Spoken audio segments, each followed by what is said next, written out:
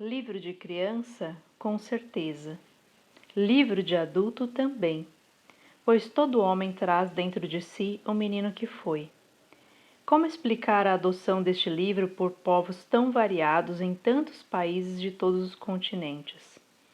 Como explicar que ele seja lido sempre por tantos milhões e milhões de pessoas? Como explicar a atualidade deste livro traduzido em 80 línguas diferentes? Como compreender que uma história aparentemente tão ingênua seja comovente para tantas pessoas? O Pequeno Príncipe devolve a cada um o mistério da infância. De repente retornam os sonhos, reaparece a lembrança de questionamentos, desvelam-se incoerências acomodadas, quase já imperceptíveis na pressa do dia a dia. Voltam ao coração escondidas recordações, o reencontro, o homem menino. Amélia Lacombe. Nota do editor. Esta nova impressão de O Pequeno Príncipe está totalmente em conformidade com a edição original americana, a única feita com o autor ainda vivo em 1943. Saint-Exupéry, exilado nos Estados Unidos de 1941 a 1943 e impossibilitado de manter um relacionamento mais próximo com seu editor parisiense, confiou à editora nova-iorquina o sonho de publicar as duas primeiras edições da obra, uma em francês e outra em inglês, ambas reproduzindo as célebres aquarelas. Somente 3 anos mais tarde, em 1945, saía da gráfica a primeira edição de O Pequeno Príncipe na França. Comparando-se as duas edições americanas de 1943 com a edição póstuma francesa de 1945, verificamos diferenças significativas na reprodução dos desenhos de Saint-Exupéry. Por que tantas variações? Como o gráfico francês não dispunha dos desenhos originais do autor, ele partiu das ilustrações de uma das edições que podemos julgar muito avivadas ou remontadas. As pinceladas ainda bem visíveis na edição de 1943 desapareceram sob o efeito do polimento das cores e muitos detalhes foram alterados. Portanto, decidimos, usando os meios técnicos de que dispomos, publicar essa nova impressão de O Pequeno Príncipe a partir da edição norte-americana. Há 6 anos, sofri uma pane no deserto do Saara. Alguma coisa se quebrara no motor, e como não trazia comigo nem mecânico nem passageiro, preparei-me para executar sozinho aquele difícil conserto. Era para mim questão de vida ou morte. A água que eu tinha para beber só dava para 8 dias. Na primeira noite adormeci sobre a areia, a quilômetros e quilômetros de qualquer terra habitada. Estava mais isolado que um náufrago num bote perdido no meio do oceano. Imaginem qual foi a minha surpresa quando, ao amanhecer, uma vozinha estranha me acordou e dizia: "Por favor, desenhe-me o carneiro." Levantei-me num salto, como se tivesse sido atingido por um raio. Esfreguei bem os olhos, olhei ao redor e vi aquele homenzinho extraordinário que me observava seriamente. Olhava para aquela aparição com os olhos arregalados de espanto. Não esqueçam de que eu me achava a quilômetros e quilômetros de qualquer terra habitada. Quando finalmente consegui falar, perguntei-lhe: "Mas que fazes aqui?" E ele repetiu então, lentamente, como se estivesse dizendo algo muito sério: "Por favor, desenha-me um carneiro." E foi assim que conheci um dia o Pequeno Príncipe. Creio que ele se aproveitou de uma migração de pássaros selvagens para fugir. Peço perdão às crianças por dedicar esse livro a uma pessoa grande. Tenho bom motivo. Essa pessoa grande é o melhor amigo que possuo. Tenho outro motivo. Essa pessoa grande é capaz de compreender todas as coisas, até mesmo os livros de criança. Tenho ainda um terceiro motivo. Essa pessoa grande mora na França e ela tem fome e frio. Ela precisa de consolo. Se todos esses motivos não bastam, eu dedico esse livro à criança que essa pessoa grande já foi. Todas as pessoas grandes foram um dia crianças, mas poucos se lembram disso. Corrijo, portanto, a dedicatória. A Léon Wert, quando ele era criança. Certa vez, quando tinha 6 anos, vi num livro sobre a Floresta Virgem, Histórias Vividas, uma impressionante gravura. Ela representava uma jiboia engolindo um animal. Eis a cópia do desenho. Dizia o livro: as jiboias engolem sem mastigar a presa inteira. Em seguida, não podem mover-se e dormem os 6 meses de gestão. Refleti muito sobre as aventuras da selva e fiz, com lápis de cor, o meu primeiro desenho. O meu desenho número 1, ele era assim. Mostrei minha obra-prima às pessoas grandes e perguntei se o meu desenho lhes dava medo. Responderam-me: por que um chapéu daria medo? Meu desenho não representava um chapéu, representava uma jiboia digerindo o elefante. Desenhei então o interior da jiboia, a fim de que as pessoas grandes pudessem entender melhor. Elas têm sempre necessidade de explicações detalhadas. Meu desenho número 2 era assim. As pessoas grandes aconselharam-me a deixar de lado os desenhos de jiboias abertas ou fechadas e a dedicar-me de preferência à geografia, à história, à matemática, à gramática. Foi assim que abandonei, aos 6 anos, uma promissora carreira de pintor. Fora desencorajado pelo insucesso do meu desenho número 1 e do meu desenho número 2.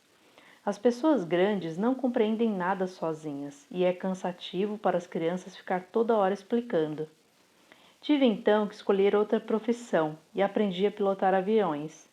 Voei por quase todas as regiões do mundo e a geografia, é claro, me ajudou muito.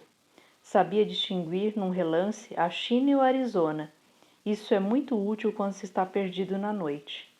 Desta forma, ao longo da vida, tive vários contatos com muita gente séria. Convivi com as pessoas grandes, vi-as bem de perto. Isso não melhorou muito a minha antiga opinião.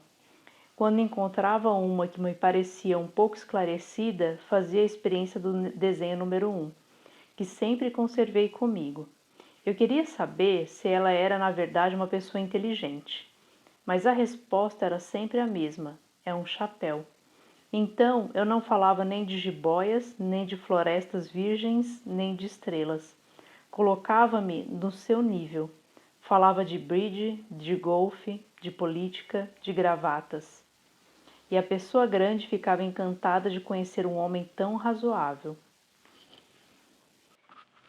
Vivi, portanto, só, sem alguém com quem pudesse realmente conversar. Até o dia em que uma pane obrigou-me a fazer um pouso de emergência no deserto do Saara, há cerca de 6 anos. Alguma coisa se quebrara no motor, e como não trazia comigo nem mecânico nem passageiros, preparei-me para executar sozinha aquele difícil conserto. Era para mim questão de vida ou morte. A água que eu tinha para beber só dava para 8 dias. Na primeira noite adormeci sobre a areia, a quilômetros e quilômetros de qualquer terra habitada. Estava mais isolado do que um náufrago num bote perdido no meio do oceano. Imaginem qual foi a minha surpresa quando, ao amanhecer, uma vozinha estranha me acordou. Dizia: por favor, desenha-me um carneiro. O quê? Desenha-me um carneiro. Levantei-me num salto, como se tivesse sido atingido por um raio. Esfreguei bem os olhos, olhei ao redor e vi aquele homenzinho extraordinário que me observava seriamente. Eis o melhor retrato que, passado algum tempo, consegui fazer dele. Meu desenho é com certeza muito menos sedutor que um modelo. Não tenho culpa. Fora desencorajado aos 6 anos pelas pessoas grandes da minha carreira de pintor e só aprender a desenhar jiboias abertas e fechadas. Olhava para aquela aparição com os olhos arregalados, de espanto. Não esqueçam que eu me achava a quilômetros e quilômetros de qualquer região habitada. Ora, o meu pequeno visitante não me parecia nem perdido, nem morto de fadiga, nem morto de fome, de sede ou de medo. Não tinha absolutamente a aparência de uma criança perdida no deserto, a quilômetros e quilômetros de qualquer terra habitada. Quando finalmente consegui falar, perguntei-lhe: mas que fazes aqui? Ele então repetiu, lentamente, como se estivesse dizendo algo muito sério: por favor, desenha-me um carneiro. Quando o mistério é impressionante demais, a gente não ousa desobedecer. Por mais absurdo que aquilo me parecesse a quilômetros e quilômetros de todos os lugares habitados, e com a vida em perigo, tirei do bolso uma folha de papel e uma caneta.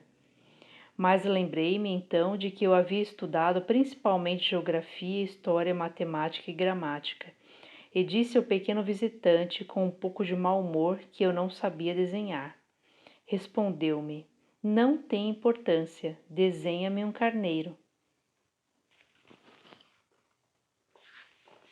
Como jamais houvesse desenhado um carneiro, refiz para ele um dos dois únicos desenhos que sabia, o da jiboia fechada, e fiquei surpreso ao ouvir o garoto replicar: Não, não, eu não quero um elefante numa jiboia. A jiboia é perigosa e o elefante toma muito espaço. Tudo é pequeno onde eu moro. Preciso de um carneiro. Desenha-me um carneiro. Então eu desenhei.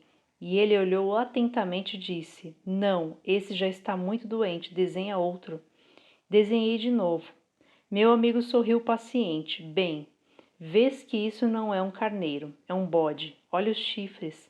Fiz mais uma vez o desenho, mas ele foi recusado como os anteriores. Esse aí é muito velho, quero um carneiro que viva muito tempo. Então, perdendo a paciência e como tinha pressa em desmontar o motor, rabisquei o seguinte desenho. E rabisquei: Esta é a caixa. O carneiro que queres está aí dentro. E fiquei surpreso ao ver iluminar-se a face do meu pequeno juiz. Era assim mesmo que eu queria. Será preciso muito capim para esse carneiro? Por quê? Porque é muito pequeno onde eu moro. Qualquer coisa chega, eu te dei somente um carneirinho. Inclinou a cabeça sobre o desenho. Não é tão pequeno assim, olha, ele adormeceu. E foi assim que conheci um dia o Pequeno Príncipe.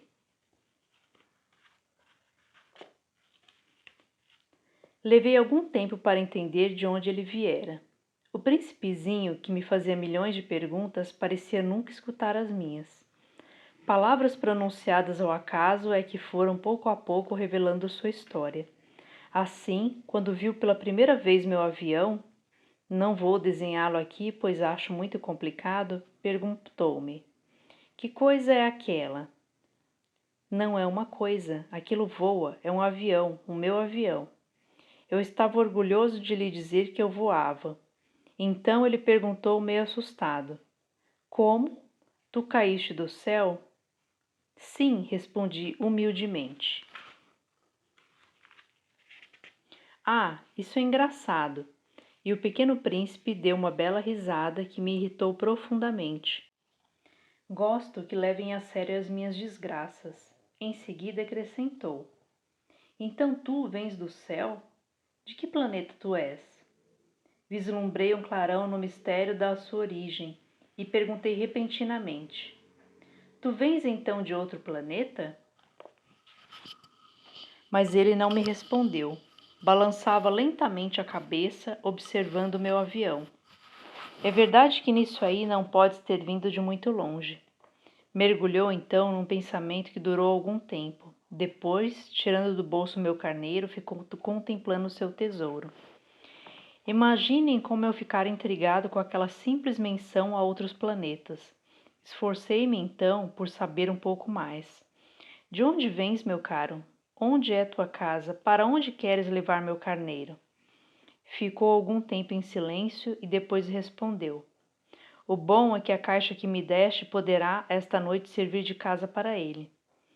Eu respondi sem dúvida, e se tu fores um bom menino, te darei também uma corda para amarrá-lo durante o dia e uma estaca para prendê-lo. A proposta pareceu chocá-lo. Amarrar? Que ideia estranha! Mas se tu não amarrares, ele vai-se embora e se perde. E meu amigo deu uma nova risada. Mas onde pensas que ele vai? Não sei, por aí, andando para sempre em frente. Então o pequeno príncipe disse muito sério: Não faz mal, é tão pequeno onde eu moro. E depois, talvez um pouco de tristeza, acrescentou: Quando a gente anda sempre em frente, não pode mesmo ir muito longe. Eu aprender assim uma segunda coisa importantíssima: o seu planeta de origem era pouco maior do que uma casa. Para mim, isso não era surpresa. eu sabia que além dos grandes planetas, Terra, Júpiter, Marte ou Vênus, aos quais se deram nomes, há centenas e centenas de outros, por vezes tão pequenos que mal se veem no telescópio. Quando o astrônomo descobre um deles, dá-lhe por nome um número. Chama-o, por exemplo, asteroide 325. Tenho sérias razões para supor que o planeta de onde viera o príncipe era o asteroide B612. Esse asteroide só foi visto uma vez ao telescópio em 1909 por um astrônomo turco. Ele fizera na época uma grande demonstração da sua descoberta no Congresso Internacional de Astronomia, mas ninguém lhe dera crédito por causa das roupas típicas que usava. As pessoas grandes são assim. Felizmente, para a reputação do asteroide B612, um ditador turco obrigou o povo, sob pena de morte, a vestir-se à moda europeia. O astrônomo repetiu sua demonstração em 1920, vestido numa elegante casaca. Então, dessa vez, todo mundo acreditou. Se lhes dou esses detalhes sobre o asteroide B612 e lhes confio o seu número, é por causa das pessoas grandes. Elas adoram os números. Quando a gente lhes fala de um novo amigo, as pessoas grandes jamais se interessam em saber como ele realmente é. Nunca perguntam: qual é o som da sua voz? Quais brinquedos que prefere? Será que ele coleciona borboletas? Mas perguntam: qual é a sua idade? Quantos anos ele tem? Quanto pesa? Quanto seu pai ganha? Somente assim é que eles julgam conhecê-lo. Se dizemos às pessoas grandes: vi uma casa de tijolos cor-de-rosa, gerânios na janela, pombas no telhado, elas não conseguem de modo algum fazer uma ideia da casa. É preciso dizer-lhes: vi uma casa de 600 mil reais. Então elas exclamam: que beleza! Assim, se a gente lhes disser a prova de que o príncipezinho existia é que ele era encantador, que ele ria e que ele queria um carneiro, quando alguém quer um carneiro é porque existe. Elas pouco se importarão e nos chamarão de crianças. Mas se dissermos o planeta de onde ele vinha é o asteroide B612, ficarão inteiramente convencidas e não amolarão com perguntas. Elas são assim mesmo. É preciso não lhes querer mal por isso. As crianças têm que ter muita paciência com as pessoas grandes. Mas, com certeza, para nós que compreendemos o significado da vida, os números não têm tanta importância. Gostaria de ter começado essa história como nos contos de fada. Gostaria de ter começado assim. Era uma vez um pequeno príncipe que habitava um planeta pouco maior que ele e que precisava de um amigo. Para aqueles que compreendem a vida, isso parecia sem dúvida muito mais verdadeiro. Não gosto que leiam meu livro superficialmente. Dá-me tanta tristeza narrar essas lembranças. Já faz 6 anos que meu amigo se foi com seu carneiro. Se tento descrevê-lo aqui, é justamente porque não quero esquecê-lo. É triste esquecer um amigo. Nem todo mundo tem um amigo. Eu corro risco de ficar como as pessoas grandes que só se interessam por números. Foi por isso que comprei um estojo de aquarelas e algum lápis. É difícil voltar a desenhar na minha idade, principalmente quando não se faz outra tentativa além de jiboias fechadas e abertas aos 6 anos. Experimentei, é claro, fazer os retratos mais fiéis que puder, mas não tenho muita certeza de conseguir. Um desenho parece passável, outro já é inteiramente diferente. Engano-me também no tamanho. Ora, o príncipezinho está muito grande. Era pequeno demais. Hesito também quanto à cor de suas roupas. Vou arriscando, então, aqui e ali. Provavelmente esquecerei detalhes dos mais importantes. Peço que me perdoem. Meu amigo nunca dava explicações. Julgava-me talvez semelhante a ele, mas infelizmente não sei ver carneiros através de caixas. Talvez eu seja um pouco como as pessoas grandes. Devo ter envelhecido. A cada dia eu ficava sabendo mais alguma coisa do seu planeta, da partida, da viagem, mas isso devagarzinho ao acaso das informações colhidas de suas observações. Foi assim que vim a conhecer no terceiro dia o drama dos baobás. Desta vez ainda foi graças ao carneiro, pois de repente o pequeno príncipe me perguntou como se tivesse um sério problema. É verdade que os carneiros comem arbustos? Sim, é verdade. Ah, que bom! Então entendi imediatamente porque era tão importante que os carneiros comessem arbustos, mas o pequeno príncipe acrescentou: então, eles comem também os baobás? Expliquei a um príncipezinho que os baobás não são arbustos, mas árvores grandes como igrejas, e que mesmo que ele levasse consigo toda uma manada de elefantes, eles não chegariam a destruir um único baobá. A ideia de uma manada de elefantes fez o pequeno príncipe rir. Seria preciso colocar um em cima do outro, mas sabiamente observou em seguida: os baobás, antes de crescerem, são pequenos. É verdade, mas por que tu desejas que os carneiros comam os baobás pequenos?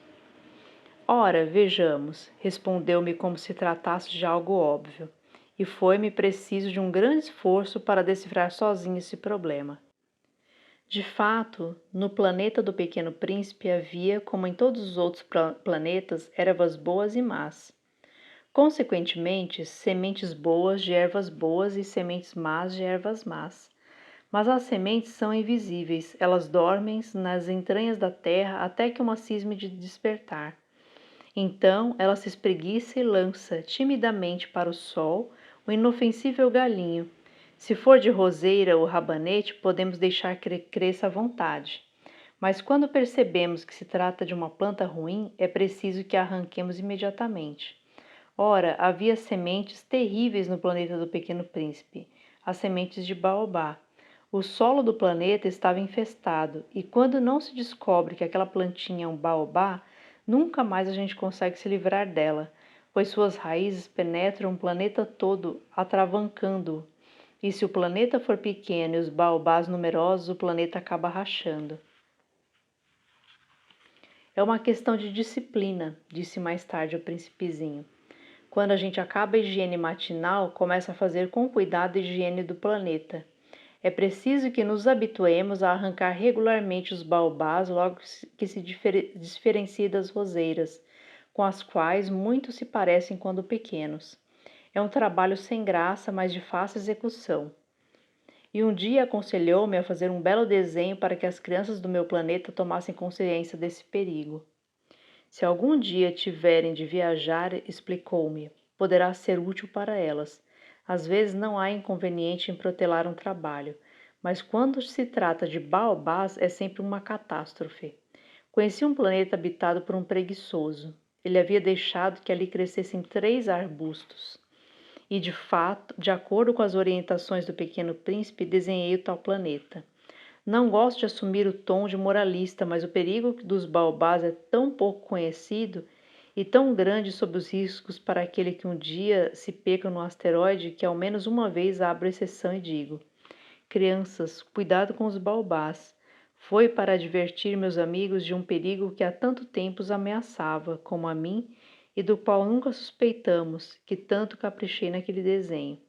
A mensagem que eu transmiti era de grande importância. Perguntarão, talvez, por que não há nesse livro outros desenhos tão impressionantes como os dos baobás? A resposta é simples. Tentei, mas não consegui. Quando desenhei os baobás, estava inteiramente tomado pela iminência do seu perigo. Ah, o pequeno príncipe, assim eu comecei a compreender pouco a pouco os segredos da tua triste vidinha. Durante muito tempo não tiveste outra distração a não ser a doçura do pôr do sol. Aprendi esse novo detalhe quando me disseste na manhã do 4º dia. Gosto muito de pôr do sol. Vamos ver um, mas é preciso esperar. Esperar o quê? Esperar que o sol se ponha. Tu fizeste um ar de surpresa e logo depois riste de ti mesmo. Disseste-me: eu imagino sempre estar em casa. De fato, quando é meio-dia nos Estados Unidos, o sol, todo mundo sabe, está se pondo na França. Bastaria poder ir à França num minuto para assistir o pôr do sol. Infelizmente, a França é muito longe demais. Mas no teu pequeno planeta bastava apenas recuar um pouco a cadeira, e assim contemplavas o crepúsculo todas as vezes que desejavas. Um dia eu vi o sol se pôr 44 vezes. E logo depois acrescentaste: quando a gente está muito triste, gosta de admirar o pôr do sol. Estavas tão triste assim no dia em que contemplaste-o 44 vezes? Mas o príncipezinho não respondeu. No quinto dia, sempre graças ao carneiro, um segredo da vida do pequeno príncipe me foi revelado. Perguntou-me sem rodeios, como se fosse o resultado de uma longa reflexão. Um carneiro, se come arbusto, come também as flores? Um carneiro come tudo o que se encontra. Mesmo as flores que têm espinhos? Sim, mesmo as que têm. Então, para que servem os espinhos? Eu não sabia. Estava ocupadíssimo naquele instante, tentando desatarrachar do motor um parafuso muito apertado. Estava bastante preocupado, pois a pane estava começando a parecer muito grave. E a água que tinha para beber era tão pouca que eu temia o pior. Para que servem os espinhos? O pequeno príncipe jamais desistia de uma pergunta uma vez que a tinha feito. Mas eu estava irritado com o parafuso e respondi qualquer coisa. Espinhos não servem para nada, são pura maldade das flores. Oh! Mas após um silêncio ele me disse com uma espécie de rancor. Não acredito. As flores são fracas, ingênuas, defendem-se como podem. Elas se julgam poderosas com seus espinhos. Não respondi. Naquele instante eu pensava: se esse parafuso não afrouxar, vou fazê-lo soltar com uma martelada. O príncipezinho perturbou de novo meus pensamentos. E tu achas então que as flores... Ora, eu não acho nada. Respondi qualquer coisa. Eu só me ocupo com coisas sérias. Ele olhou-me, surpreso. Coisas sérias. Ele me via de martelo em punho, dedos sujos de graxa, curvado sobre um objeto que lhe parecia ser muito feio. Tu falas como as pessoas grandes. Senti um pouco de vergonha, mas ele acrescentou implacável. Tu confundes todas as coisas, misturas tudo. Ele estava realmente muito irritado. Sacudiam ao vento seus cabelos dourados. Conheço um planeta onde há um sujeito vermelho, quase roxo. Nunca cheirou uma flor, nunca olhou uma estrela, nunca amou ninguém, nunca fez outra coisa senão contas, e o dia todo repete como tu: eu sou um homem sério, eu sou um homem sério. E isso o faz inchar-se de orgulho, mas ele não é um homem, é um cogumelo. O quê? Um cogumelo. O príncipe estava agora pálido de cólera. Há milhões e milhões de anos que as flores produzem espinhos. Há milhões e milhões de anos que, apesar disso, os carneiros as comem. E não será importante procurar saber por que elas perdem tanto tempo produzindo espinhos inúteis? Não terá importância a guerra dos carneiros e das flores? Não será mais importante que as contas do tal sujeito? E se eu, por minha vez, conheço uma flor única no mundo que só existe no meu planeta, e que um belo dia um carneirinho pode destruir num só golpe, sem saber o que faz, isso não tem importância? Corou um pouco e continuou em seguida. Se alguém ama uma flor, da qual só existe um exemplar em milhões e milhões de estrelas, isto basta para fazê-lo feliz quando a contempla. Ele pensa: minha flor está lá em algum lugar. Mas, se o carneiro come a flor, para ele é como se todas as estrelas repentinamente se apagassem. E isso não tem importância. Não conseguiu dizer mais nada. Imediatamente se pôs a soluçar. A noite caíra. Larguei as ferramentas. Ria-me do martelo, do parafuso, da sede e da morte. Havia numa estrela, num planeta, o meu, a terra, um príncipezinho a consolar. Tomei-o nos braços, embalei-o e lhe dizia: a flor que tu amas não está em perigo. Vou desenhar uma focinheira para o carneiro, uma cerca para a tua flor. Eu não sabia mais o que dizer. Sentia-me envergonhado, não sabia como consolá-lo, como me aproximar dele. É tão misterioso o país das lágrimas. Logo aprendi a conhecer melhor aquela flor. Sempre houvera no planeta do Pequeno Príncipe flores muito simples, ornadas de uma só fileira de pétalas e que não ocupavam espaço nem incomodavam ninguém. Apareciam pela manhã na relva e à tarde já murchavam. Mas aquela brotara um dia de uma semente trazida não se sabe de onde, e o príncipezinho resolvera vigiar de perto o pequeno broto, que era tão diferente dos outros. Podia ser uma nova espécie de baobá, mas o arbusto logo parou de crescer e na sua extremidade começou então a se formar uma flor. O pequeno príncipe, que assistiu ao surgimento de um enorme botão, pressentiu que dali sairia uma aparição miraculosa, mas a flor parecia nunca acabar de preparar sua beleza. No seu verde aposento, escolhia as cores com cuidado, vestia-se lentamente, ajustava uma a uma suas pétalas. Não queria sair como os cravos, amarrotada. Ela queria aparecer no esplendor da sua beleza. Assim, era vaidosa. Sua misteriosa toilette, portanto, durara alguns dias.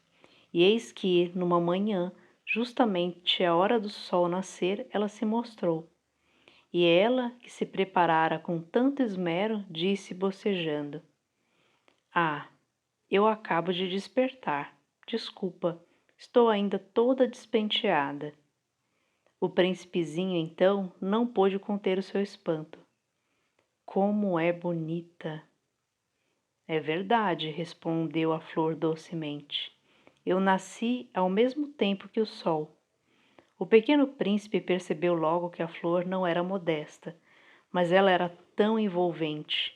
Creio que é hora do café da manhã, acrescentou ela. Tu poderias cuidar de mim.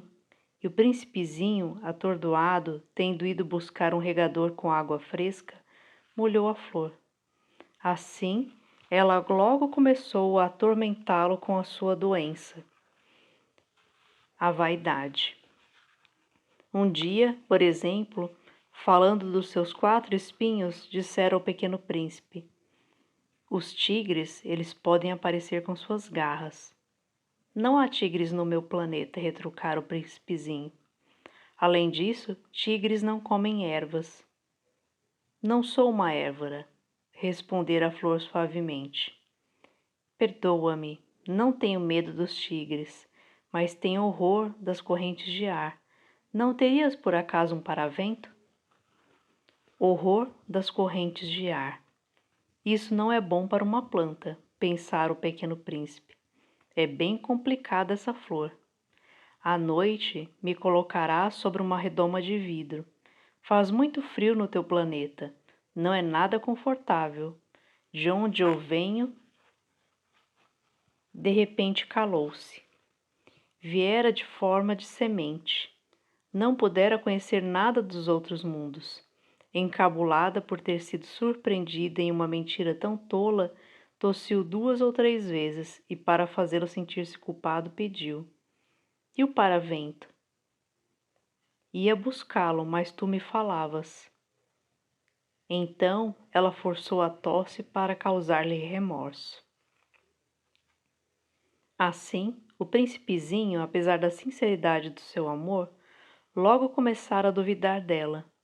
Levava a sério palavras sem importância e isso o fez sentir-se muito infeliz. Não devia tê-la escutá-lo. Confessou-me um dia: não se deve escutar as flores, basta admirá-las, sentir seu aroma. A minha perfumava todo o planeta, mas eu não sabia como desfrutá-la. Aquela história das garras que tanto me irritara devia ter me enternecido. Confessou-me ainda: não soube compreender coisa alguma. Deveria tê-la julgado por seus atos e não por suas palavras. Ela exalava perfume e me alegrava. Não podia jamais tê-la abandonado. Deveria ter percebido sua ternura por trás daquelas tolas mentiras. As flores são tão contraditórias, mas eu era jovem demais para saber amá-la.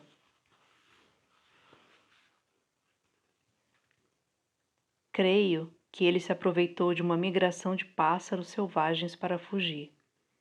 Na manhã da viagem, pôs o planeta em ordem Resolveu cuidadosamente seus vulcões. Ele possuía 2 vulcões em atividade. Isso era muito cômodo para esquentar o café da manhã. Possuía também um vulcão extinto, mas como ele dizia, nunca se sabe. Resolveu também o extinto. Se são tão bem resolvidos, os vulcões queimam lentamente, constantemente sem erupções. As erupções vulcânicas são como fagulhas de lareira. Aqui na Terra, somos muito pequenos para resolver os vulcões. Por isso é que eles nos causam tanto dano. O pequeno príncipe arrancou também, não sem um pouco de tristeza, os últimos rebentos de baobás. Ele pensava em nunca mais voltar, mas todos esses trabalhos rotineiros lhe pareceram naquela manhã extremamente agradáveis. E quando regou pela última vez a flor e se preparava para colocá-la sob a redoma, percebeu que tinha vontade de chorar. Adeus, disse a flor. Mas a flor não respondeu. Adeus, repetiu ele. A flor tossiu, mas não era por causa do resfriado.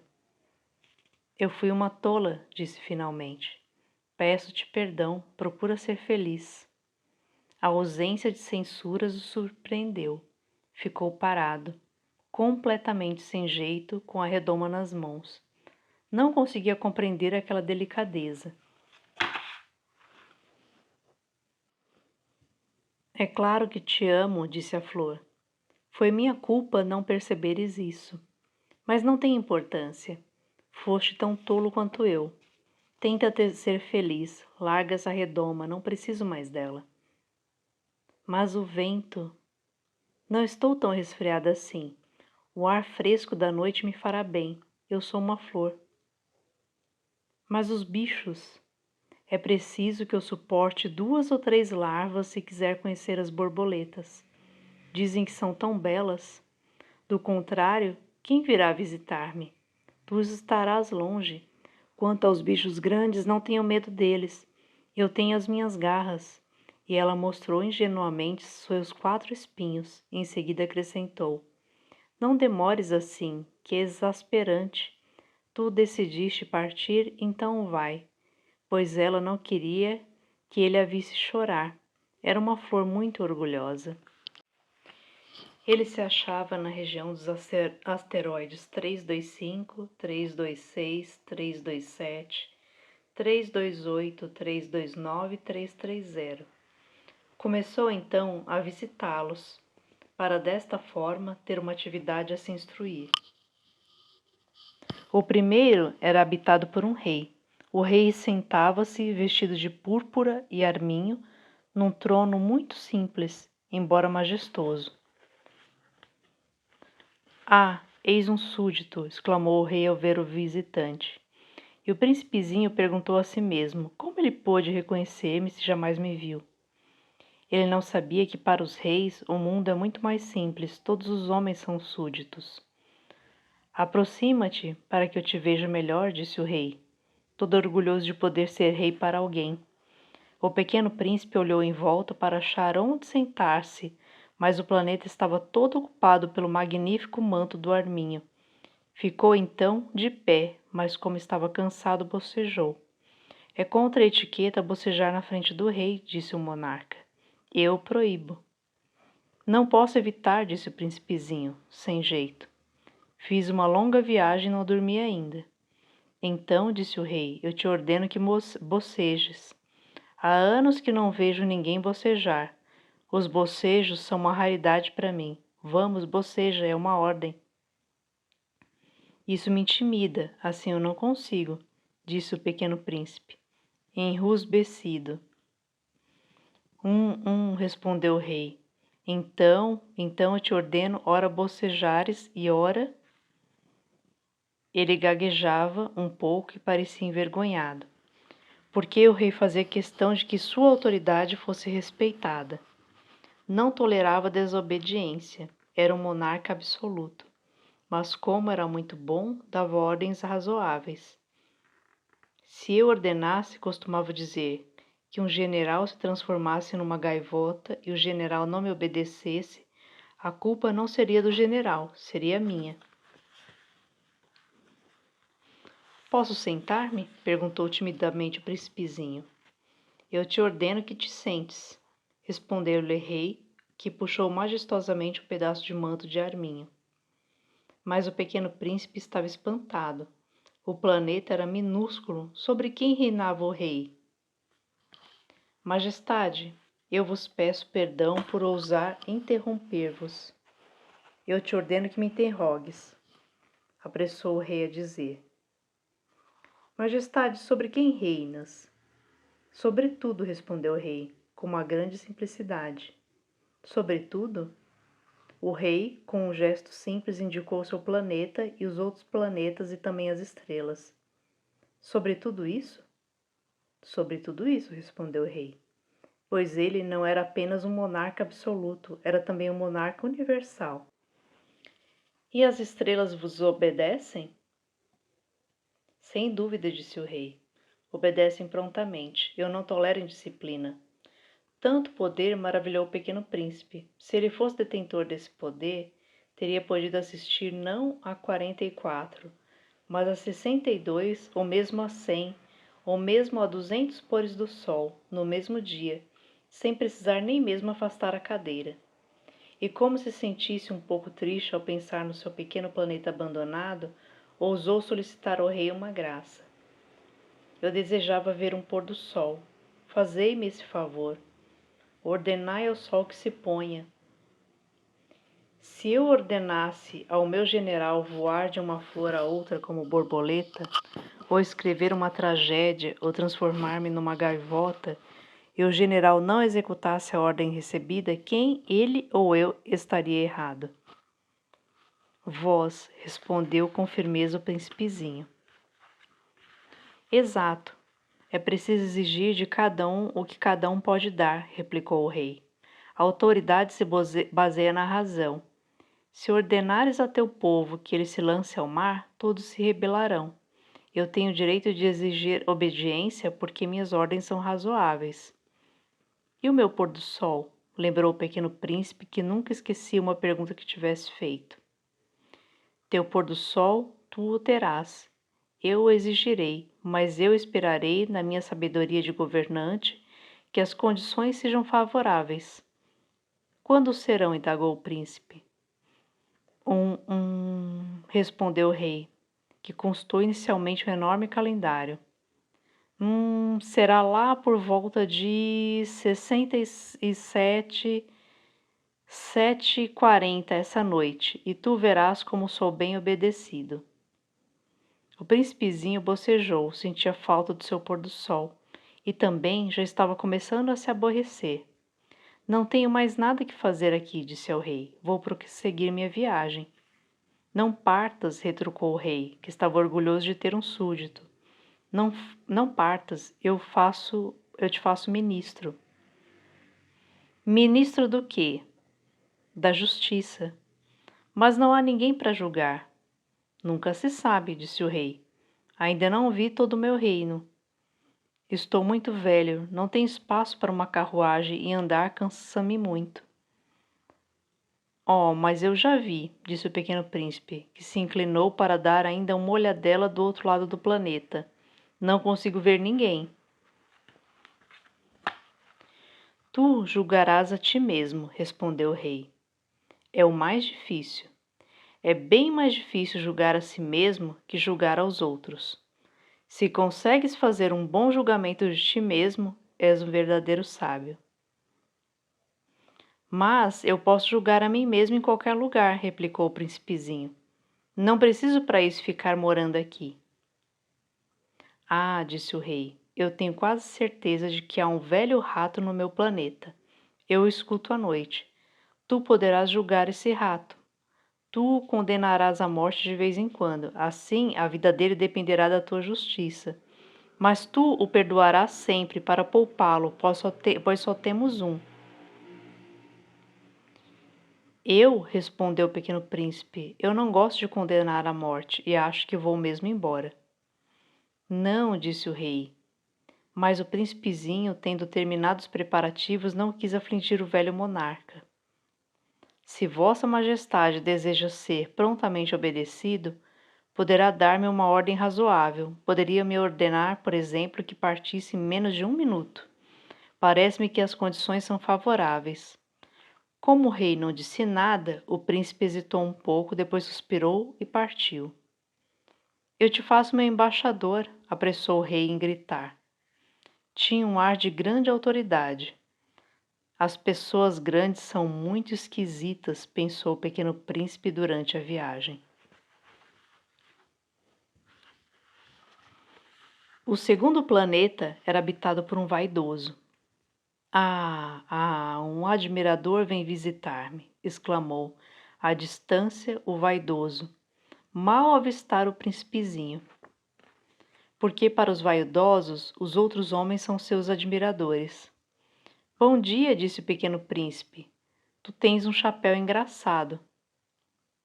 É para agradecer, exclamou o vaidoso. Para agradecer quando me aclamam. Infelizmente não passa ninguém por aqui. Ah, é? Disse o pequeno príncipe sem compreender. Bate tuas mãos uma na outra, sugeriu o vaidoso. O príncipezinho bateu as mãos uma na outra. O vaidoso agradeceu modestamente, erguendo o chapéu. Ah, isso é muito divertido que a visita ao rei, disse a si mesmo, e recomeçou a bater as mãos uma na outra. O vaidoso tornou a agradecer, tirando o chapéu. Após 5 minutos de exercício, o príncipezinho se cansou com a monotonia daquele jogo. E, para o chapéu cair, perguntou ele, que é preciso fazer? Mas o vaidoso não ouviu. Os vaidosos ouvem os elogios. Não é verdade que tu me admiras muito? Perguntou ele ao pequeno príncipe. Que quer dizer admirar? Admirar significa reconhecer que eu sou o homem mais belo, mais bem vestido, mais rico e mais inteligente de todo o planeta. Mas só tu moras aqui no teu planeta, disse o pequeno príncipe. Dá-me esse prazer, admira-me a si mesmo. Eu te admiro, disse o pequeno príncipe, dando de ombros. Mas de que te serve isso? E o pequeno príncipe foi embora. As pessoas grandes são de fato muito estranhas, pensou ele, continuando sua viagem. O planeta seguinte era habitado por um bêbado. Esta visita foi muito curta, mas deixou o príncipezinho mergulhado numa profunda tristeza. Que fazes aí? Perguntou ele ao bêbado, que se encontrava silenciosamente acomodado diante de inúmeras garrafas vazias e diversas garrafas cheias. Eu bebo, respondeu o bêbado com ar triste. Por que bebes? Perguntou ele ao pequeno príncipe. Para esquecer, respondeu o bêbado. Esquecer o quê? Indagou o príncipezinho, que já começava a sentir pena dele. Esquecer que eu tenho vergonha, confessou o bêbado, baixando a cabeça. Vergonha do quê? Perguntou o pequeno príncipe, que desejava socorrê-lo. Vergonha de beber, concluiu o beberrão, encerrando-se definitivamente seu silêncio. E o pequeno príncipe foi embora, perplexo. As pessoas grandes são decididamente estranhas, muito estranhas, dizia a si mesmo durante a viagem. O quarto planeta era do empresário. Estava tão ocupado que nem sequer levantou a cabeça à chegada do pequeno príncipe. Bom dia, disse-lhe este. O teu cigarro está apagado. 3 e 2 são 5. 5 e 7, 12. 12 e 3, 15. Bom dia. 15 e 7, 22. 22 e 6, 28. Não tenho tempo para acendê-lo de novo. 26 e 5, 31. Ufa! São 501.622.731. 500 milhões de quê? Perguntou o pequeno príncipe. Hein? Ainda estás aí? 501 milhões de... eu não sei mais. Tenho tanto trabalho. Sou um sujeito sério. Não me preocupo com futilidades. 2 e 5, 7. 500 milhões de quê? Repetiu o pequeno príncipe, que nunca na vida desistira de uma pergunta uma vez que a tivesse feito. O empresário levantou a cabeça. Há 54 anos habito esse planeta e só fui incomodado 3 vezes. A primeira vez foi há 22 anos, por um besouro que veio não sei de onde. Fazia um barulho terrível e cometi 4 erros na soma. A segunda foi há 11 anos, quando tive uma crise de reumatismo, por falta de exercício. Não tenho tempo para passear. Sou um sujeito sério. A terceira é esta. Eu dizia, portanto, 501 milhões. Milhões de quê? O empresário compreendeu que não havia chance de ter paz. Milhões dessas coisinhas que se veem às vezes no céu.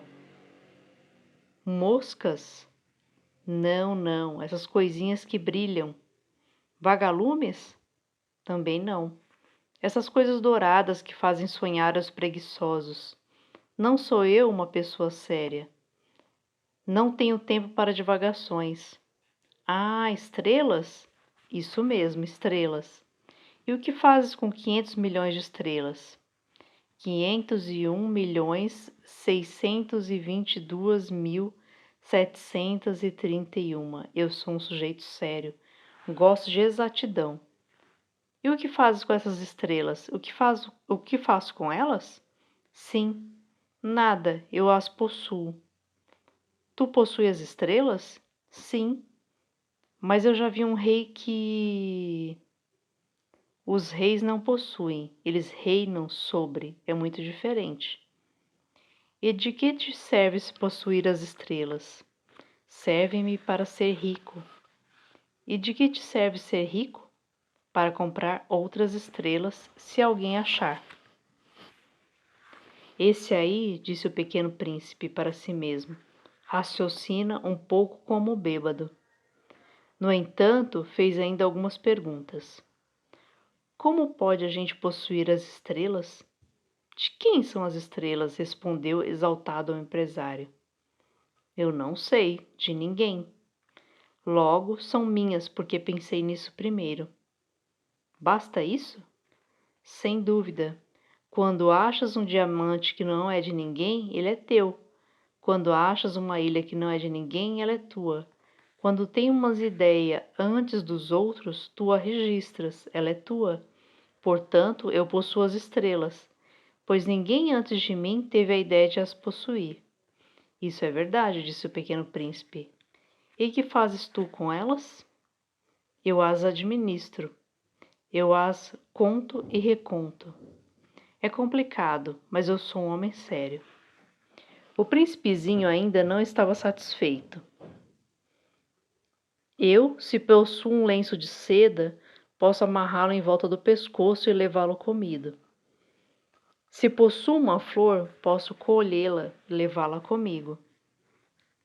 Mas tu não podes levar as estrelas. Não, mas posso colocá-las no banco. O que quer dizer isso? Isso quer dizer que eu escrevo num pedaço de papel o número de estrelas que possuo. Depois tranco o papel numa gaveta. Só isso? Isso basta. É divertido, pensou o príncipezinho. É bastante poético, mas sem muita utilidade. O pequeno príncipe tinha sobre as coisas sérias ideias muito diferentes do que pensavam as pessoas grandes. Eu, disse ele ainda, possuo uma flor que rego todos os dias. Possuo 3 vulcões que revolvo toda semana. Porque revolvo também o que está extinto. A gente nunca sabe, é útil para os meus vulcões, é útil para minha flor que eu as possua. Mas tu não és útil às estrelas. O empresário abriu a boca, mas não encontrou nenhuma resposta, e o pequeno príncipe se foi. As pessoas grandes são mesmo extraordinárias, repetia para si mesmo o príncipe durante a viagem. O quinto planeta era muito curioso. Era o menor de todos. Tinha um espaço suficiente para um lampião e para um acendedor de lampiões. O pequeno príncipe não conseguia entender para que serviam no céu, num planeta sem casa e sem gente, um lampião e um acendedor de lampiões. No entanto, disse consigo mesma: talvez esse homem seja mesmo um tolo. No entanto, é menos tolo que o rei. que o vaidoso, que o empresário, que o beberrão. Seu trabalho, ao menos, tem um sentido. Quando acende o lampião, é como se fizesse nascer mais uma estrela ou uma flor. Quando o apaga, porém, faz adormecer a estrela ou a flor. É um belo trabalho, e sendo belo, tem sua utilidade. Quando alcançou o planeta, saudou educadamente o acendedor. Bom dia. Por que acabas de apagar o teu lampião? É o regulamento, respondeu o acendedor. Bom dia. Qual é o regulamento? É apagar meu lampião. Boa noite. E tornou a acender. Mas por que acabas de acendê-lo de novo? É o regulamento, respondeu o acendedor. Eu não compreendo, disse o pequeno príncipe. Não é para compreender, disse o acendedor. Regulamento é regulamento. Bom dia. E apagou o lampião. Em seguida, enxugou a testa num lenço xadrez vermelho. Eu executo uma tarefa terrível. No passado era mais sensato. Apagava de manhã, acendia à noite. Tinha o resto do dia para descansar e toda a noite para dormir.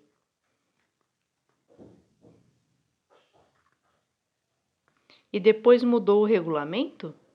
O regulamento não mudou, disse o acendedor. Aí é que está o problema. O planeta a cada ano gira mais depressa e o regulamento não muda. E então, perguntou o príncipezinho, agora que ele dá uma volta por minuto, não tenho mais um segundo de repouso. Acendo e apago uma vez por minuto. Ah, que engraçado! Os dias aqui duram um minuto. Não é nada engraçado, disse o acendedor. Já faz um mês que estamos conversando. Um mês? Sim, 30 minutos, 30 dias, boa noite. E acendeu o lampião.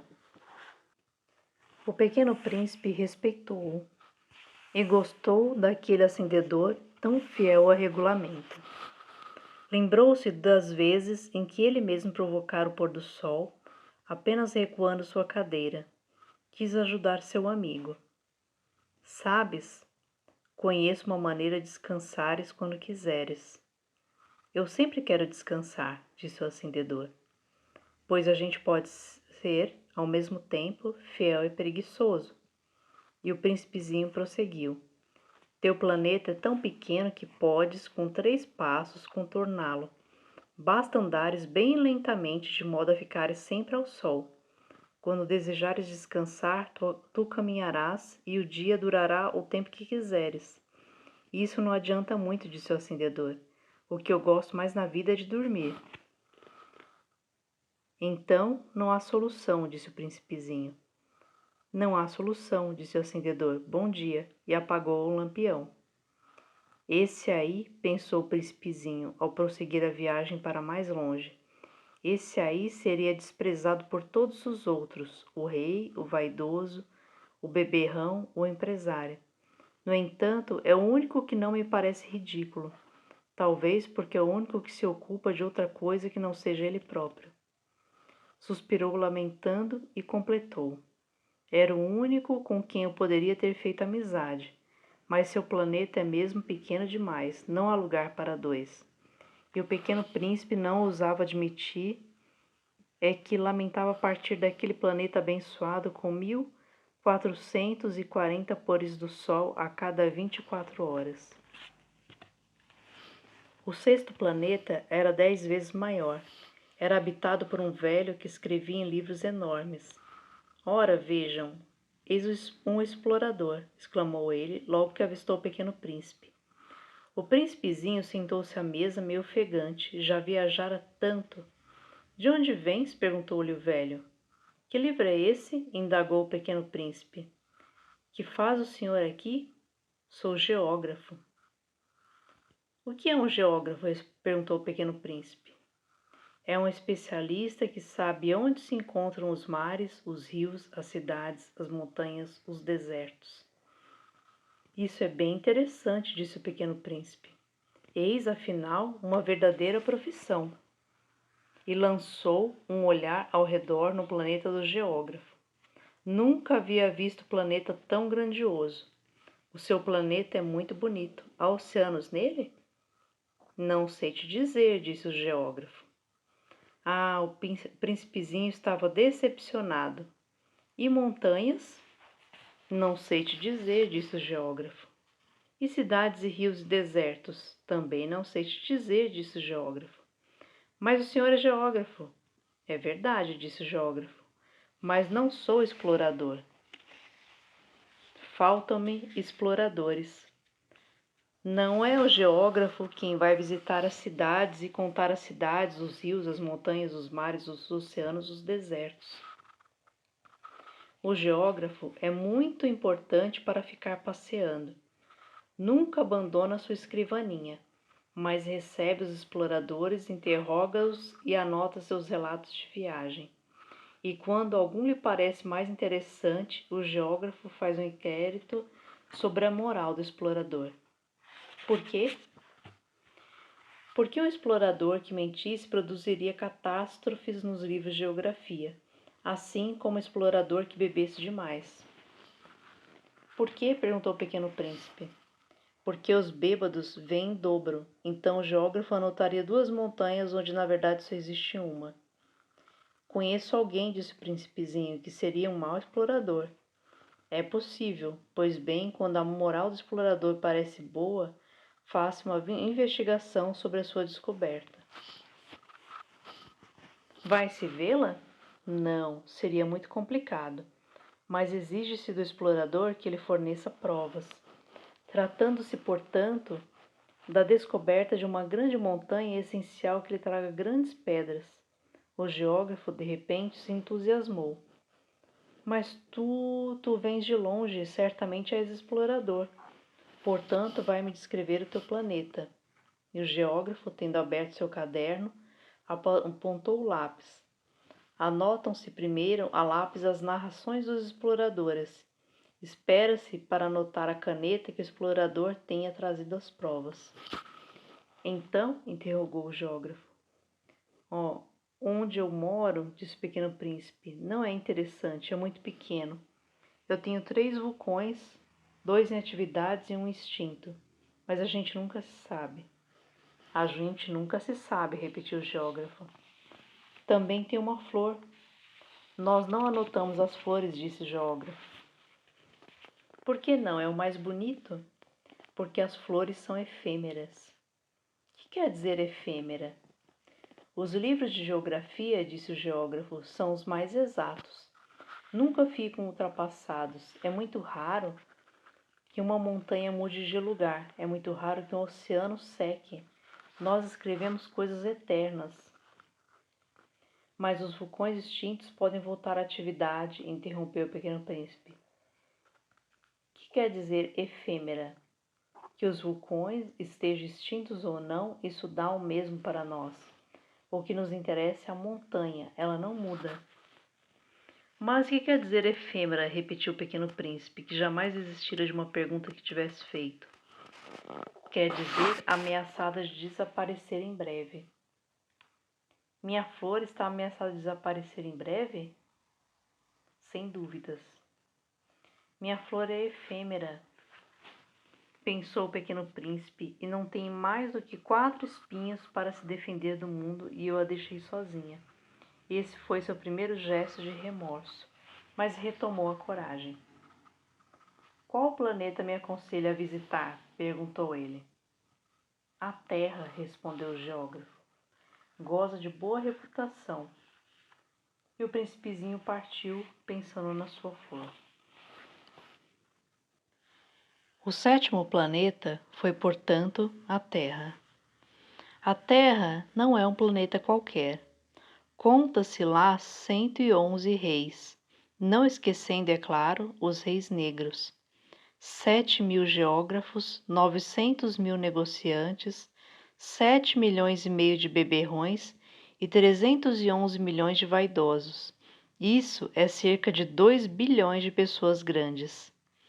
Para dar-lhes uma ideia das dimensões da Terra, eu lhes direi que, antes da invenção da eletricidade, era necessário manter, para o conjunto dos seus 6 continentes, um verdadeiro exército de 462.511 acendedores de lampiões. Visto um pouco de longe, Isso dava um magnífico efeito. Os movimentos desse exército eram ritmados como os de um balé. Primeiro era a vez dos acendedores de lampiões da Nova Zelândia e da Austrália. Esses, depois de acenderem seus lampiões, iam dormir. Entravam então na dança os acendedores de lampiões da China e da Sibéria. Estes, tendo concluído suas tarefas, também desapareciam nos bastidores. Chegava a vez dos acendedores de lampiões da Rússia e das Índias. Depois, os da África e da Europa. A seguir, os da América do Sul. Depois, os da América do Norte.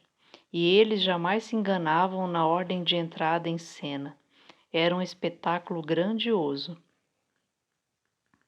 Apenas dois, o acendedor do único lampião do Polo Norte e seu colega do único lampião do Polo Sul, levavam uma vida preguiçosa e negligente. Trabalhavam somente 2 vezes por ano. Quando a gente quer fazer graça, às vezes mente um pouco. Não fui lá muito honesto ao lhes falar dos acendedores de lampiões. Corro o risco de dar uma falsa ideia do nosso planeta àqueles que não o conhecem. Os homens ocupam, na verdade, muito pouco espaço na superfície da Terra. Se os 2 bilhões de habitantes que povoam a Terra se mantivessem de pé, colados uns aos outros, como para um comício, facilmente se acomodariam numa praça pública de 30 quilômetros de comprimento por 30 de largura. Poderíamos agrupar toda a humanidade na melhor das ilhas do Pacífico. As pessoas grandes não acreditarão, é claro. Elas julgam ocupar muito espaço. Imaginam-se tão importantes quanto os baobás. Peçam-lhes, então, que façam as contas. Elas adoram os números, ficarão contentes com isso. Mas não percam seu tempo nessa matemática, é desnecessário. Sei que acreditam em mim. O pequeno príncipe, uma vez na terra, ficou muito surpreso por não ver ninguém. Já receava ter se enganado de planeta quando um anel cor-de-lua se remexeu na areia. Boa noite, disse o príncipezinho. Boa noite, respondeu a serpente. Em que planeta me encontro? Perguntou o pequeno príncipe. Na Terra, na África, respondeu a serpente. Ah, e não há ninguém na Terra? Aqui é o deserto. Não há ninguém nos desertos. A Terra é grande, disse a serpente. O pequeno príncipe sentou-se numa pedra e ergueu os olhos para o céu. As estrelas são todas iluminadas. Será que elas brilham para que cada um possa um dia encontrar a sua? Olha o meu planeta, está bem em cima de nós, mas como ele está longe. Teu planeta é belo, disse a serpente. Que vens fazer aqui? Tenho problemas com uma flor, disse o pequeno príncipe. Ah, exclamou a serpente, e se calaram. Onde estão os homens? Tornou a perguntar o pequeno príncipe. A gente se sente um pouco sozinho no deserto. Entre os homens a gente também se sente só, disse a serpente. O pequeno príncipe olhou-a por um tempo. Tu és um beiço engraçado, disse ele, fino como um dedo. Mas sou mais poderosa do que o dedo de um rei, disse a serpente. O príncipezinho sorriu. Tu não é tão poderosa assim. Nem tens nem patas, não pode sequer viajar. Eu posso levar-te mais longe que um navio, disse a serpente. Ela enrolou-se no tornozelo do pequeno príncipe como se fosse um bracelete de ouro. Aquele que eu toco eu devolvo à terra de onde veio, continuou a serpente, mas tu és puro e vens de uma estrela. O príncipezinho não respondeu. Tenho pena de ti, tão fraco nessa terra de granito. Posso ajudar-te um dia se tiveres muita saudade do teu planeta. Posso. Eu te compreendo muito bem, disse o pequeno príncipe. Mas por que falas sempre por enigmas? Eu os resolvo todos, disse a serpente. E calaram-se os dois. O pequeno príncipe atravessou o deserto e encontrou apenas uma flor. Uma flor de 3 pétalas, uma florzinha insignificante. Bom dia, disse o pequeno príncipe. Bom dia, disse a flor. Onde estão os homens? Perguntou ele educadamente. A flor, um dia, vira passar uma caravana. Os homens, eu creio que existem 6 ou 7. Vi-os passar faz muito tempo, mas não se pode nunca saber onde se encontram. O vento os leva. Eles não têm raízes, eles não gostam das raízes. Adeus, disse o pequeno príncipe. Adeus, disse a flor. O príncipezinho escalou uma grande montanha. As únicas montanhas que conheceram eram os 3 vulcões que lhe batiam do joelho. O vulcão extinto servia-lhe de tamborete. De uma montanha tão alta como essa, pensava ele, verei todo o planeta e todos os homens, mas só viu pedras pontiagudas como agulhas. Bom dia, disse ele ao léu. Bom dia, bom dia, bom dia, respondeu o eco. Quem és tu? Perguntou o príncipezinho. Quem és tu? Quem és tu? Quem és tu? Respondeu o eco. Sejam meus amigos, eu estou só, disse ele. Estou só, estou só, estou só, respondeu o eco. Que planeta engraçado, pensou então. É completamente seco, pontudo e salgado, e os homens não têm imaginação. Repetem o que a gente diz. No meu planeta eu tinha uma flor, e era sempre ela que falava primeiro. Mas aconteceu que o pequeno príncipe, tendo andado muito tempo pelas areias, pelas rochas e pela neve, descobriu enfim uma estrada. E as estradas vão todas em direção aos homens. Bom dia, disse ele. Era um jardim cheio de rosas. Bom dia, disseram as rosas. Ele as contemplou. Eram todas iguais à sua flor. Somos as rosas, responderam elas. Ah, exclamou o príncipezinho, e ele se sentiu extremamente infeliz. Sua flor lhe havia dito que ela era a única da sua espécie em todo o universo, e eis que haviam 5.000 iguaizinhas a ela num só jardim. Ela teria se envergonhado, pensou ele, se visse isso. Começaria a tossir, simularia morrer para escapar ao ridículo. Eu seria obrigada a fingir que cuidava dela, porque senão, só para me humilhar, ela seria bem capaz de morrer de verdade. Depois refletiu ainda. Eu me julgava rico por ter uma flor única e possuo apenas uma rosa comum. Uma rosa e 3 vulcões que não passam do meu joelho, estando um talvez extinto para sempre. Isso não faz de mim um príncipe muito poderoso. E deitado na relva, ele chorou. E foi então que apareceu a raposa. Bom dia, disse a raposa. Bom dia, respondeu educadamente o pequeno príncipe, que olhando à sua volta nada viu. Eu estou aqui, disse a voz, debaixo da macieira. Quem és tu? Perguntou o pequeno príncipe. Tu és bem bonita. Sou uma raposa. Vem brincar comigo, propôs ele. Estou tão triste. Eu não posso brincar contigo, disse a raposa. Não me cativaram ainda. Ah, desculpe, disse o pequeno príncipe, mas após refletir acrescentou. O que quer dizer com cativar? Tu não és daqui, disse a raposa. Que procuras? Procuro os homens, disse o pequeno príncipe. Que quer dizer cativar? Os homens, disse a raposa, têm fuzis e caçam. É assustador. Criam galinhas também. É a única coisa que fazem de interessante. Tu procura galinhas? Não, disse o pequeno príncipe. Eu procuro amigos. O que quer dizer cativar? É algo quase esquecido, disse a raposa. Significa criar laços.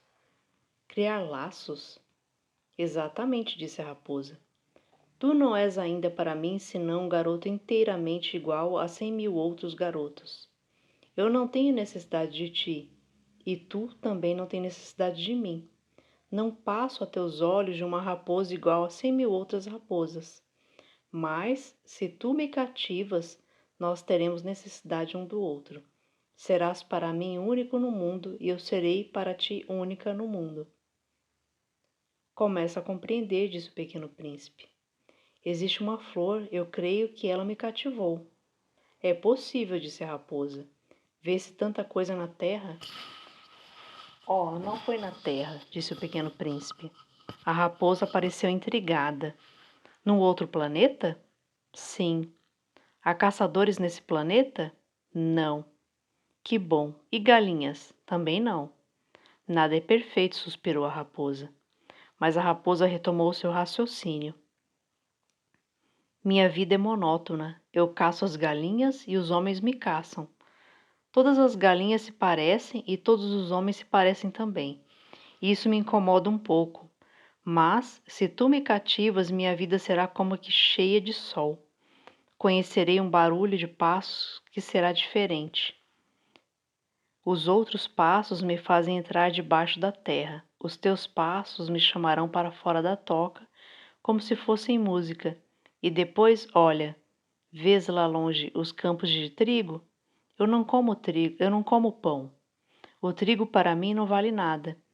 Os campos de trigo não me lembram coisa alguma, e isso é triste. Mas tu tens cabelos dourados, então será maravilhoso quando me tiveres cativado. O trigo, que é dourado, fará com que eu me lembre de ti, e eu amarei o barulho do vento no trigo. A raposa calou-se e observou por muito tempo o pequeno príncipe. Por favor, cativa-me, disse ela. Eu até gostaria, disse o pequeno príncipe, mas não tenho muito tempo. Tenho amigos a descobrir e muitas coisas a conhecer. A gente só conhece bem as coisas que cativou, disse a raposa. Os homens não têm mais tempo de conhecer coisa alguma.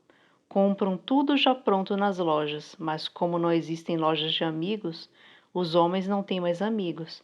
Se tu queres um amigo, me cativa. Que é preciso fazer? Perguntou o pequeno príncipe. É preciso ser paciente, disse a raposa. Tu te sentarás primeiro um pouco longe de mim, assim na relva. Eu te olharei com o canto do olho e tu não dirás nada. A linguagem é uma fonte de mal-entendidos, mas cada dia te sentarás mais perto.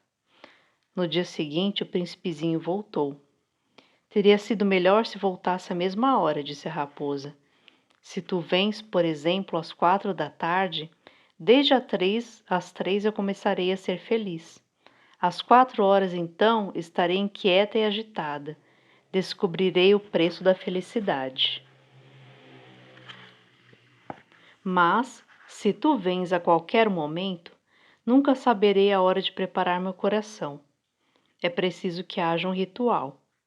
O que é um ritual? Perguntou o príncipezinho. É uma coisa muito esquecida também, disse a raposa. É o que faz com que o dia seja diferente dos outros dias, uma hora das outras horas. Os meus caçadores, por exemplo, adotam um ritual. Eles dançam na quinta-feira com as moças da aldeia. A quinta-feira é então o dia maravilhoso. Eu vou passear até a vinha. Se os caçadores dançassem qualquer dia, os dias seriam todos iguais e eu nunca teria férias. Assim, o pequeno príncipe cativou a raposa, mas quando chegou a hora da partida, a raposa disse: Ah, eu vou chorar. A culpa é tua, disse o príncipezinho. Eu não queria te fazer mal, mas tu quiseste que eu te cativasse. Quis, disse a raposa. Mas tu vais chorar, disse ele. Vou, disse a raposa. Então não terás ganhado nada. Terei sim, disse a raposa, por causa da cor do trigo. Depois ela acrescentou: Vai rever as rosas. Assim compreenderás que a tua é única no mundo. Tu voltarás para me dizer adeus e eu te presentearei com um segredo. O pequeno príncipe foi então rever as rosas. Vós não sois absolutamente iguais à minha rosa. Vós não sois nada ainda. Ninguém ainda vos cativou, nem cativaste de ninguém. Sois como a minha raposa.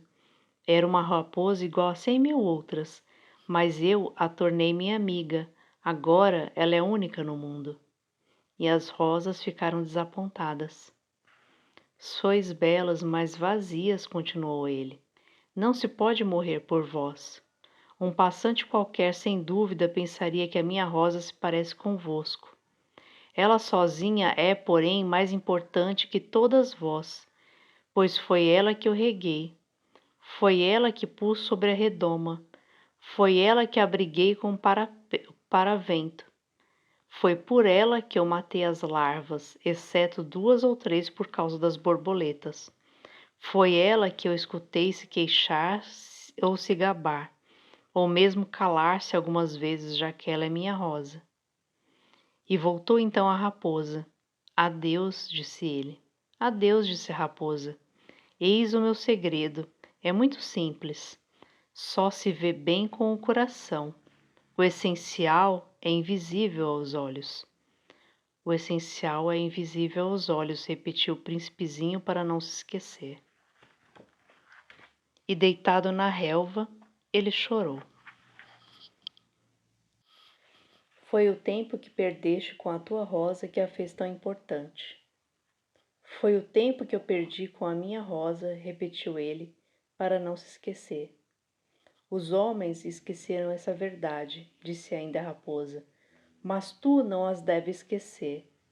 Tu te tornas eternamente responsável por aquilo que cativas. Tu és responsável pela tua rosa.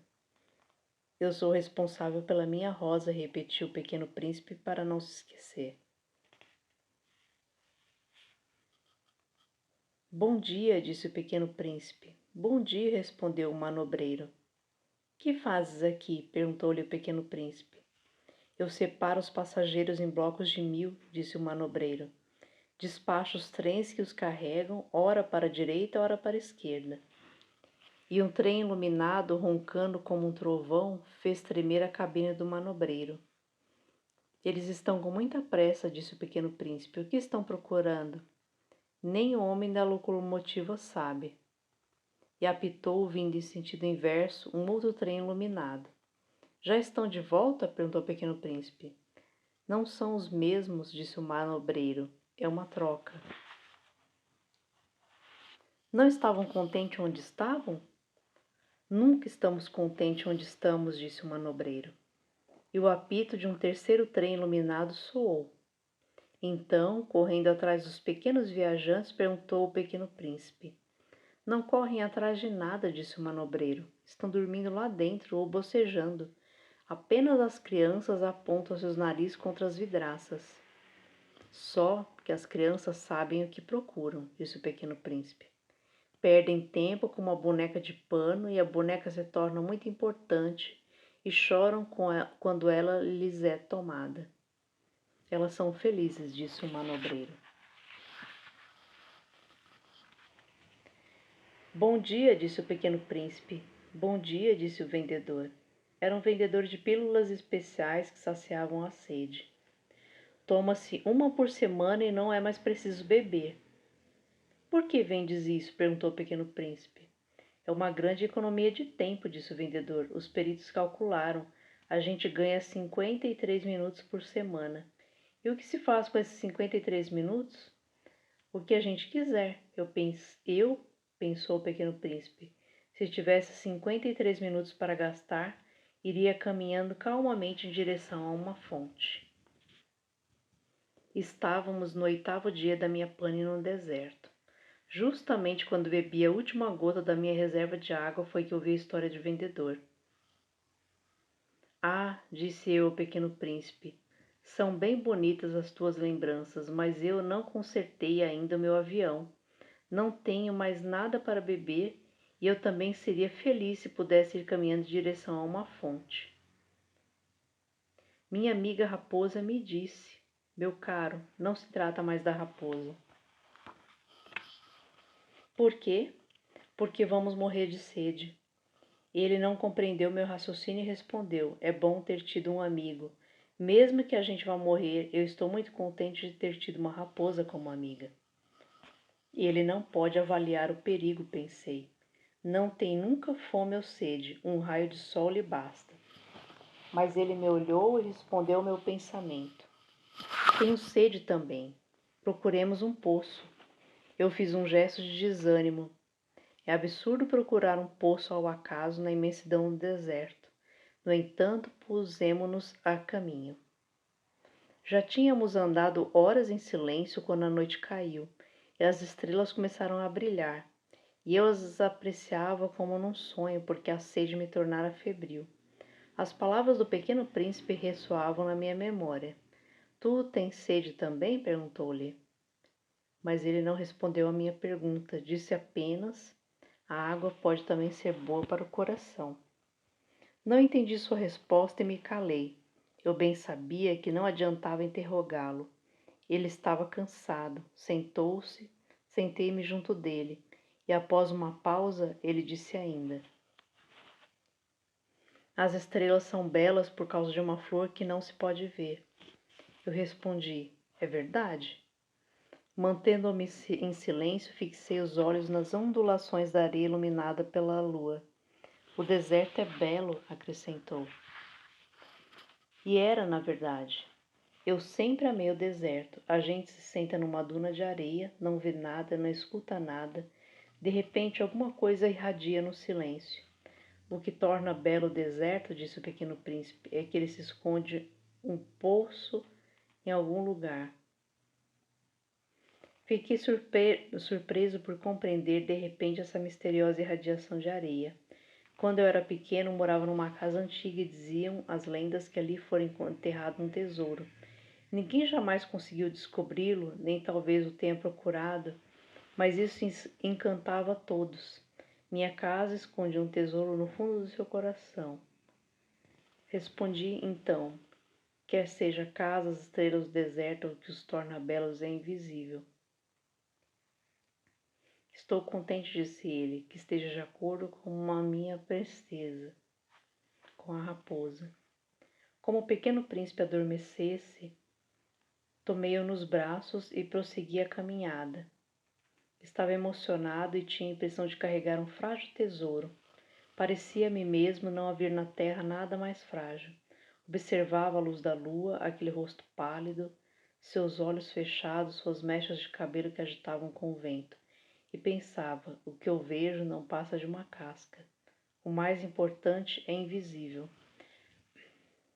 Como seus lábios entreabertos esboçavam um sorriso, pensei ainda: o que tanto me comove nesse príncipe adormecido é sua fidelidade a uma flor. É a imagem de uma rosa que brilha nele como a chama de uma lamparina, mesmo quando ele dorme. E então o senti ainda mais frágil. É preciso proteger a chama com cuidado, um simples sopro para apagá-la. E continuando a caminhada, eu descobri o poço ao raiar do dia. Os homens, disse o pequeno príncipe, embarcam nos trens, mas já não sabem mais o que procuram. Então eles se agitam, sem saber para onde ir. E acrescentou: isso não leva a nada.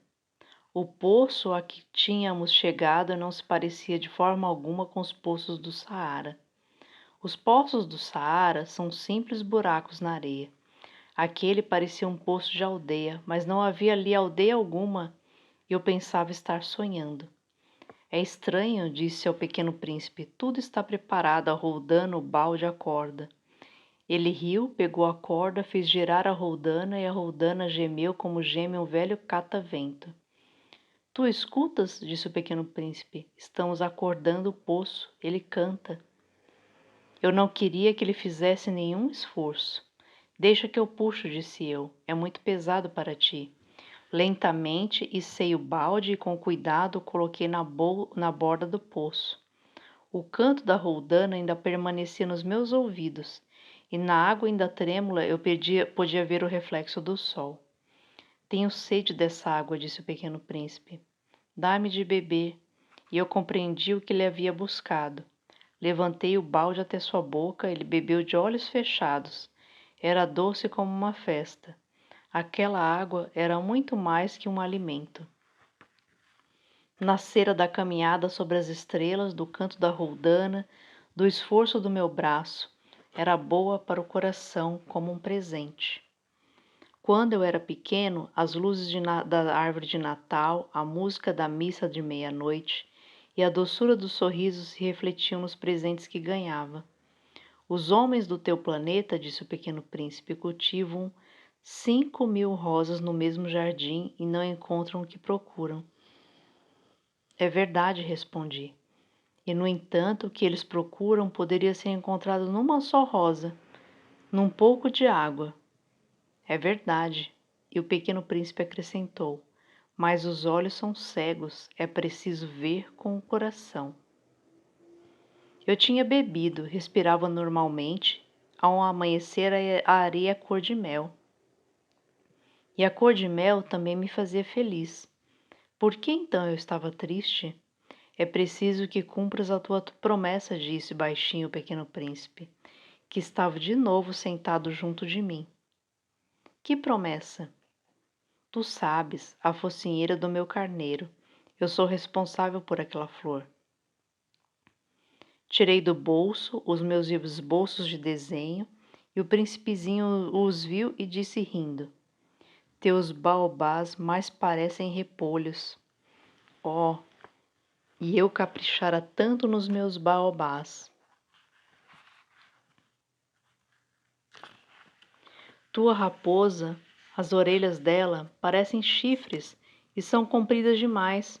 E ele riu outra vez. Tu és injusto, meu caro. Eu só sabia desenhar jiboias abertas e fechadas. Não faz mal, disse ele, as crianças entendem. Rabisquei então uma pequena focinheira, mas ao entregá-la senti um aperto no coração. Tu tens planos que eu desconheço. Ele não me respondeu, mas disse: Lembras da minha chegada à Terra? Será amanhã o aniversário. Depois, após um silêncio, acrescentou: Caí pertinho daqui. E enrubesceu. E de novo, sem compreender por que, eu senti uma estranha tristeza.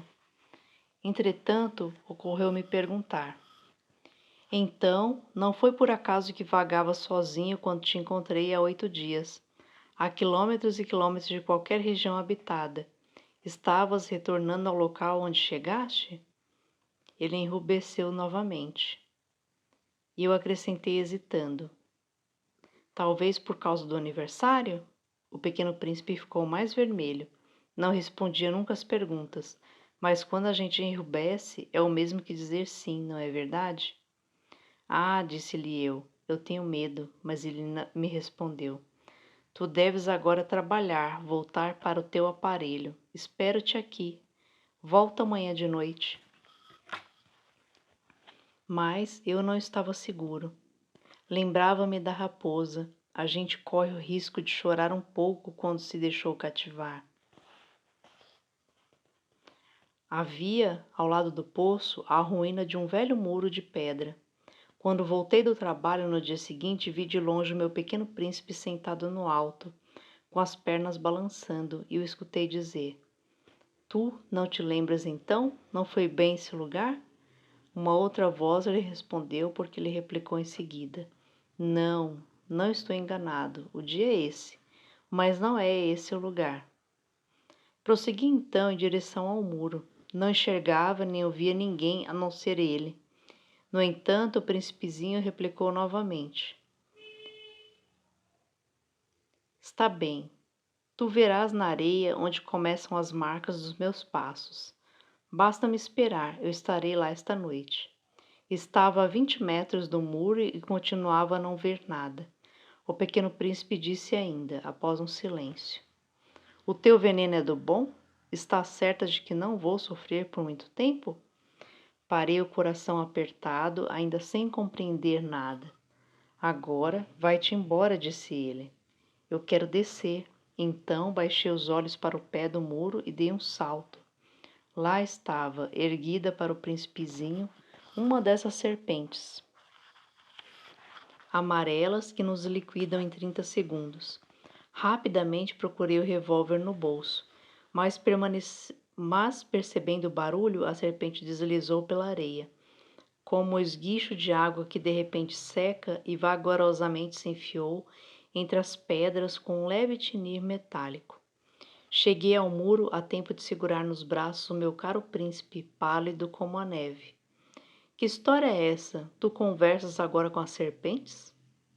Afrouxei o nó do lenço dourado que ele sempre usava no pescoço.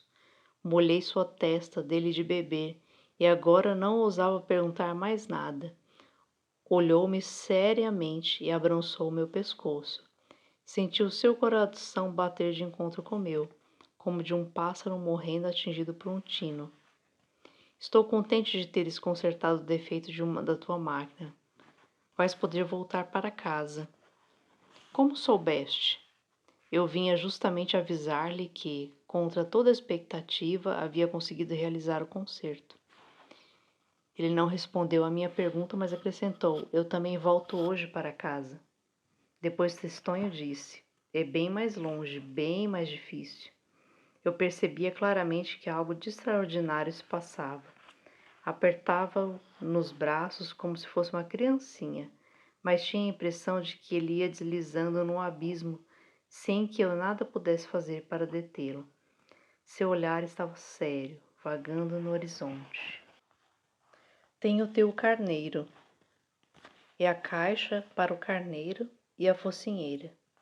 E ele sorriu com tristeza. Esperei muito tempo, sentia que seu corpo aos poucos se reaquecia. Meu caro, tu tiveste medo. É claro que tivera, mas ele sorriu docemente. Terei mais medo ainda esta noite. O sentimento do irremediável me fez gelar de novo, e eu compreendi que não poderia suportar a ideia de nunca mais escutar aquele riso, e ele era para mim como uma fonte no deserto. Meu caro, eu quero ainda escutar o teu riso, mas ele me disse: Já faz 1 ano essa noite. Minha estrela estará exatamente sobre o lugar onde cheguei no ano passado. Meu caro, essa história de serpente, de encontro marcado, de estrela, não passa de um pesadelo, não é mesmo? Mas ele não respondeu a minha pergunta e disse: O que é importante não se vê. Sim, eu sei. É como com a flor. Se tu amas uma flor que se acha numa estrela, é bom de noite olhar para o céu. Todas as estrelas estarão floridas. É verdade. É como a água, aquela que me deste para beber, parecia música, por causa da roldana e da corda. Lembras como era boa? Sim, lembro-me. À noite tu olharás as estrelas. Aquela onde moro é muito pequena para que eu possa te mostrar. É melhor assim. Minha estrela será para ti qualquer uma das estrelas. Assim gostarás de olhar todas elas. Serão todas tuas amigas, e também eu lhe darei um presente. Ele riu outra vez. Ah, meu caro, meu querido amigo, como eu gosto de ouvir esse riso. Pois é ele o meu presente, será como a água. Que queres dizer? As pessoas veem estrelas de maneiras diferentes. Para aqueles que viajam, as estrelas são guias. Para outros, elas não passam de pequenas luzes. Para os sábios, elas são problemas. Para o empresário, eram ouro. Mas todas essas estrelas se calam. Porém, terás estrelas como ninguém nunca as teve. Que queres dizer? Quando olhares para o céu à noite, eu estarei habitando uma delas, e de lá estarei rindo. Então será para ti como se todas as estrelas rissem. Dessa forma, tu e somente tu terás estrelas que sabem rir. E ele riu outra vez. E quando estiveres consolado, a gente sempre se consola, tu ficarás contente por teres me conhecido. Tu serás sempre meu amigo. Terás vontade de rir comigo, e às vezes abrirás a tua janela apenas pelo simples prazer, e teus amigos ficarão apontados de ver-te rir olhando o céu. Tu explicarás então: sim, as estrelas, elas sempre me fazem rir, e eles te julgarão louco, será uma peça que te prego. E riu de novo. Será como se eu lhe houvesse dado, em vez de estrelas, montes de pequenos guizos que sabem rir.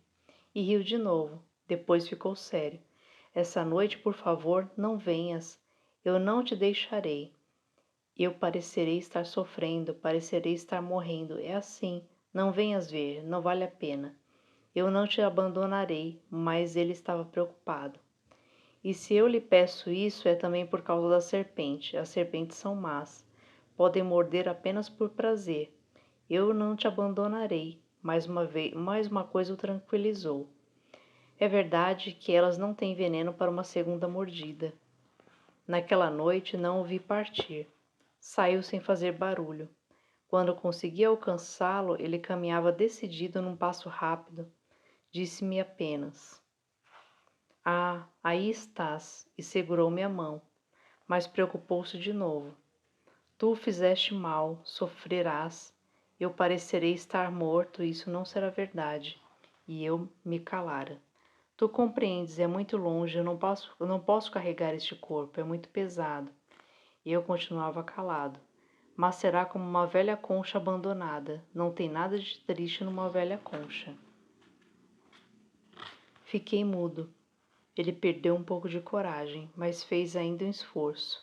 "Será lindo, sabes? Eu também olharei as estrelas. Todas as estrelas serão como poços com uma rondana enferrujada. Todas as estrelas me darão de beber." E eu continuava mudo.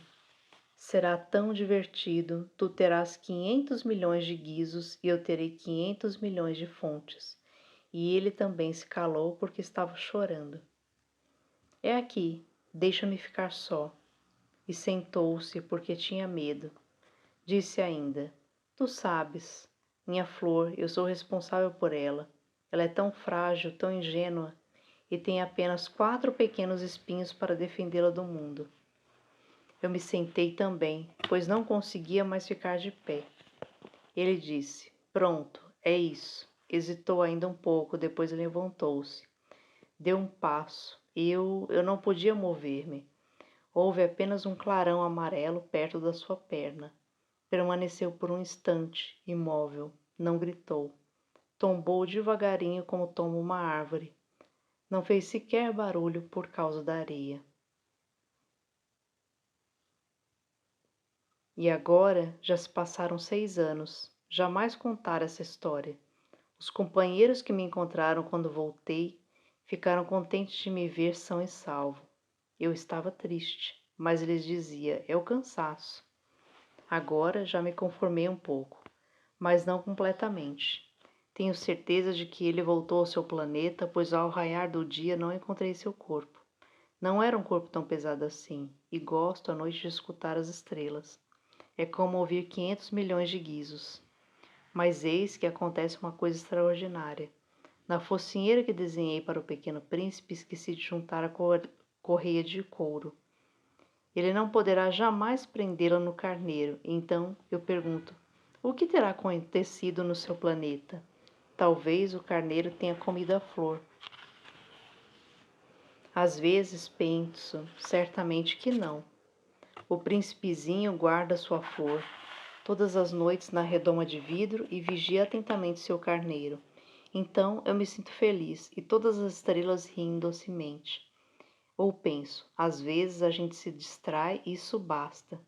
Uma noite ele se esqueceu de colocar a redoma de vidro, ou o carneiro saiu de mansinho no meio da noite sem que fosse notado, e todos os guizos então se transformaram em lágrimas. Eis aí um grande mistério. Para vocês, que também amam o Pequeno Príncipe, como para mim, todo o universo fica diferente se, em algum lugar que não sabemos onde, um carneiro que não conhecemos comeu ou não uma rosa. Olhem para o céu. Perguntem a si mesmos: o carneiro terá ou não comido a flor? E verão como tudo fica diferente. E nenhuma pessoa grande jamais entenderá que isso possa ter tanta importância.